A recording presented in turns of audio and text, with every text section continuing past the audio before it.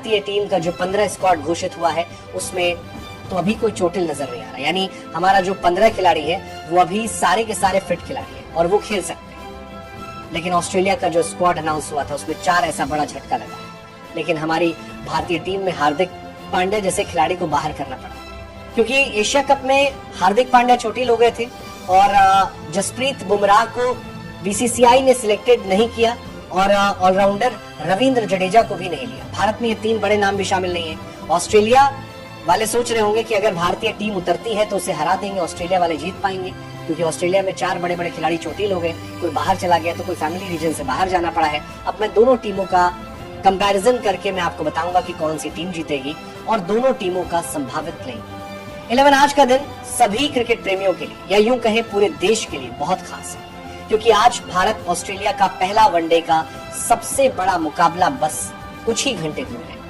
जो Perth cricket stadium में खेला जाएगा। 8 महीने के बाद रोहित विराट ओडीआई में पहली बार इस आमने सामने होंगे। क्रिकेट फैंस की निगाहें इस हाई वोल्टेज भिड़ंत पर टिकी हुई है। भारत ने अब तक ऑस्ट्रेलिया को इस टूर्नामेंट में कई बार हराया है, लेकिन पहले ओडीआई का दबाव हमेशा अलग होता है। ऐसे में अगर टीम इंडिया ऑस्ट्रेलिया को हराना चाहते हैं तो उसे कुछ बातों को ध्यान रखना होगा। वो 5 बातें जिन पर ध्यान देना बहुत जरूरी है, मैं आज आपको बताती हूँ। और अगर आपको लगता है इससे भी कुछ अलग और चीजें हो सकती हैं तो आप मुझे कमेंट में जरूर बताना। देखिए, सबसे पहले तो ऑस्ट्रेलिया पेस अटैक से बचकर निकलना। ऑस्ट्रेलिया के पास मिशेल स्टार्क और जोश हेजलवुड जैसे घातक प्रेशर है। दोनों नई गेंद से बल्लेबाजों को शुरुआत में परेशान करते हैं। भारत के टॉप ऑर्डर रोहित शर्मा और शुभमन गिल को धैर्य से खेलना होगा। अगर भारत के शुरुआती विकेट बच गए तो ऑस्ट्रेलिया की गेंदबाजी पर दबाव खुद बढ़ जाएगा। तो पहली चीज तो ये है। दूसरी चीज ये है कि ओपनिंग जोड़ी के अलावा मध्यक्रम को लेनी होगी जिम्मेदारी। भारत की जीत में सलामी बल्लेबाजों की अहम भूमिका रही है, लेकिन अगर वे जल्दी आउट हो जाते हैं तो मध्यक्रम को जिम्मेदारी उठानी होगी। विराट कोहली को जो करोड़ों भारतीय का सपना है और विराट के बल्ले से बड़ी पारी की उम्मीद है।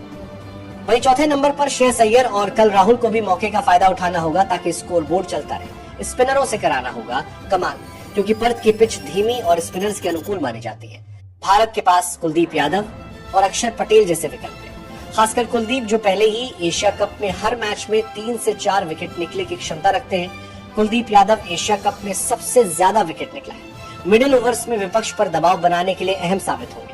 वहीं पेसर में मोहम्मद सिराज, अर्शदीप सिंह और हर्षित राणा को मौका देना होगा, क्योंकि गौतम गंभीर ने हर्षित राणा पर ज्यादा विश्वास दिलाया है, उन्हें मौका मिलेगा। अगर भारत ने ऑस्ट्रेलिया के ओपनर ट्रेविस हेड और मिचेल मार्श इन दोनों को अगर भारत आउट कर देता है तो भारत पहला मैच जीत सकता है, क्योंकि ट्रेविस हेड 2023 वर्ल्ड कप में फाइनल में भारतीय गेंदबाजों को खूब ढुलाई किया और सबसे ज्यादा रन बनाया था।